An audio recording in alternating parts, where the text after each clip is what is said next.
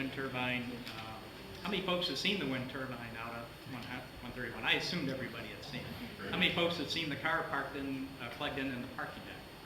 Most everybody. We got hassled originally when I started plugging it in. Somebody thought I was getting free power from the university, and they were concerned I wasn't paying my fair share. But hopefully, after Nate showed you the graphs, I'm actually giving the university free electricity, and I'm not collecting anything from that. So we're on the positive side. What I'm going to do is show you a couple of websites. This is one that we developed the past year and a half, I guess, with the help of some of the web folks here. This brings all the research in the university, or all that we could capture in the field of renewable and alternative energy, to one website.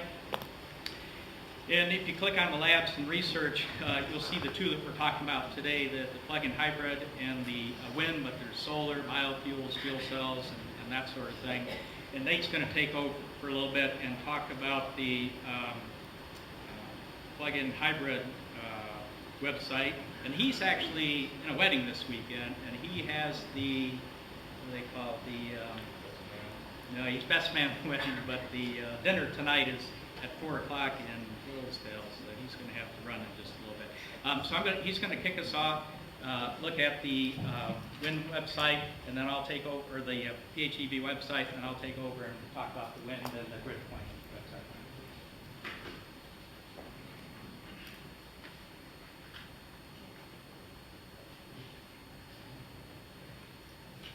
Now, this is kind of our general website right here that just kind of talks a little bit about the PHEV, and there's a few other links, such as, there's links to this event right here, and some other events where the PHEV has been in the news, and other kind of worldly events that have included plug-in technology.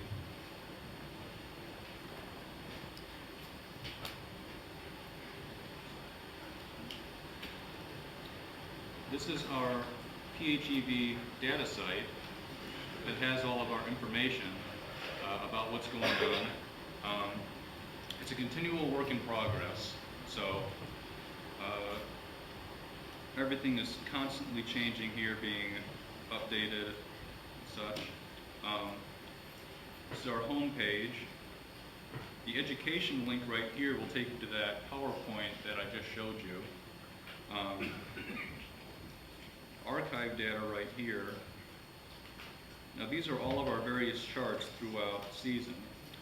This total project energy chart right here, now that's the chart I just showed you that had the 6 bars on it, the 3 for how much electricity was used going to work, and then total. And these are the breakdowns by month, looking at them. Further down here, this is actually the seasonal data, and initially when I started working on this, I always thought that spring and summer would be the most profitable months when it came to electricity generation, because you associate the spring and the summer, there are thunderstorms, hurricanes, tornadoes, lots of elements that have lots of wind. But actually I was proven very wrong, and the summer is actually the least productive in energy generation. Instead, it's the winter that is the most productive, so blowing snow has to account for something.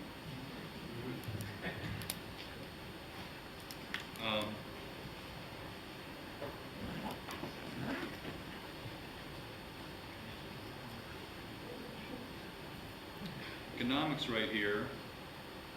These are 3 different economics charts that I'm just going to touch on briefly that kind of show what we're working on.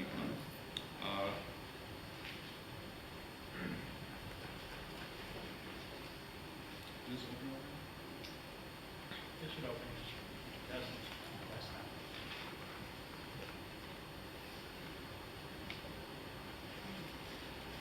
not. Okay. So now, this is our estimated economics for the PHEV, and it takes into account several different factors. We're charging from a wind turbine, so not only do we have to take into account the cost of the conversion from the car itself, which was $10,000, but the cost of the wind turbine as well, which was another $10,000. And these are just some general statistics put together that talk about what we've done, gas savings, gallons saved annually, costs for the wind turbine home, grid off-peak, and the WMU grid.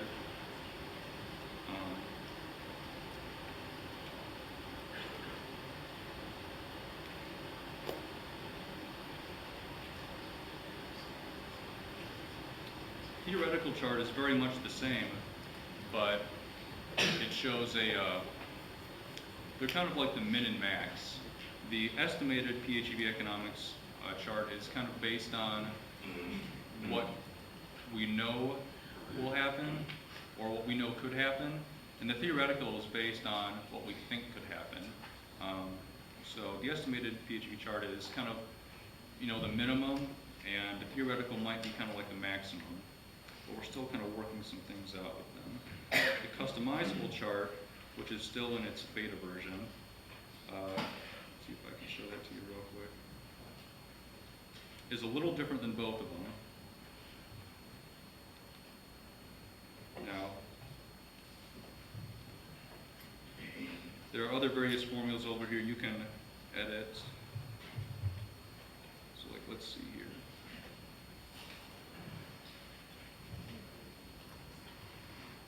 So let's say the cost of gas went back down to $2. Could input 2 there. And wasn't that square down for a minute. Let's just say it went up to $3 again. So if you look down here at the alternative charging costs and the savings over time, kind of right in this area right here, when I change that 3 to 2, those will update to show you kind of savings you may have. And you can input other various pieces of data in here to change that, such as hybrid mile per gallon. We used 50. If it's in the winter and you were getting something lower, you could say 40, and it would again change that. If you were getting, now in a lot of cases, you may actually get more than 100 miles per gallon. We only used 100 because it's the highest that the computer on the PHEV will allow us to look at. So you may actually be getting a lot more than that. So let's say PHEV mode, you were getting 130 miles a gallon. You could input that, and it would again kind of change. So it's pretty customizable so far as to what exactly you can do to play with it. So if any of you are interested in getting a PHEV and you're curious as to how much you may be saving, there you go.